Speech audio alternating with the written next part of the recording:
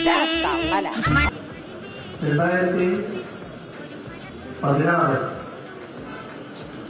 കഴിഞ്ഞ LDF സർക്കാർ അധികാരത്തിൽ വരുമ്പോൾ സിവിൽ സപ്ലൈസ്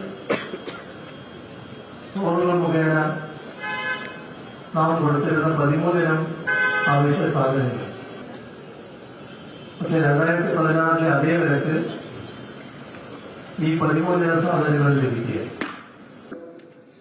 ഏതാനും മാസങ്ങളായി ചില അവശ്യ സാധനങ്ങളുടെ കുറവ് വന്നപ്പോൾ അത് കേരളീയ സമൂഹത്തിൽ വലിയ തോതിൽ ചർച്ച ചെയ്യപ്പെടുന്നുണ്ടെങ്കിൽ എത്ര വലിയ ആശ്വാസമാണ് ജനങ്ങൾക്ക് കഴിഞ്ഞ 7.5 വർഷക്കാലമായി ഈ സംവിധാനം നൽകിയിരുന്നത് എന്നതിന്റെ തെളിവാണ് സാർ.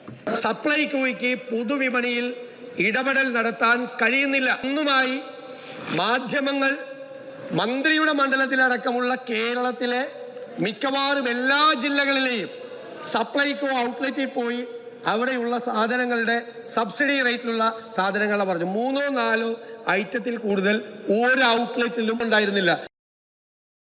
3 നമുക്ക് വെള്ളത്തിലിട്ട് വേവിക്കാനുള്ളതൊന്നുമില്ല. ഉഴുന്നും പരിപ്പുണ്ട്, 1 കിലോ വെളിച്ചെണ്ണയും കിട്ടി. ഇതന്നെ ഉണ്ടെന്ന് TV പറയില്ല, അല്ലാണ്ട് ഒന്നുമില്ല. 13 സാധനങ്ങളുടെ വിലയിൽ കഴിഞ്ഞ 6-7 അത് ഇച്ചിരി വെളിച്ചെണ്ണൊക്കെ അവർ 1/2 കിലോ വെളിച്ചെണ്ണ കൊടുത്തടത്ത് 1 കിലോ ആക്കി പകുതി സബ്സിഡി പകുതി വില എല്ലാം പറ്റിക്കലാന്നേ. അവശ്യ സാധനങ്ങൾ സപ്ലൈകോ ഔട്ട്ലെറ്റുകളിൽ റെഡിയാണെന്ന ഭക്ഷ്യമന്ത്രി GR അനിലിന്റെ അവകാശവാദം പൊള്ളാം. നമുക്ക് ആവശ്യമുള്ള സാധനമൊന്നുമില്ല. പഞ്ചസാരയൊക്കെ വന്നിട്ട് ഒത്തിരി നാളുകളായി.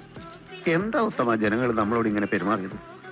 നമ്മുടെ ഗവൺമെന്റ് എന്തൊക്കെ ജനങ്ങൾക്ക് കൊടുത്തു? കൂടുതലും വാഗ്ദാനങ്ങളാ കൊടുത്തത്.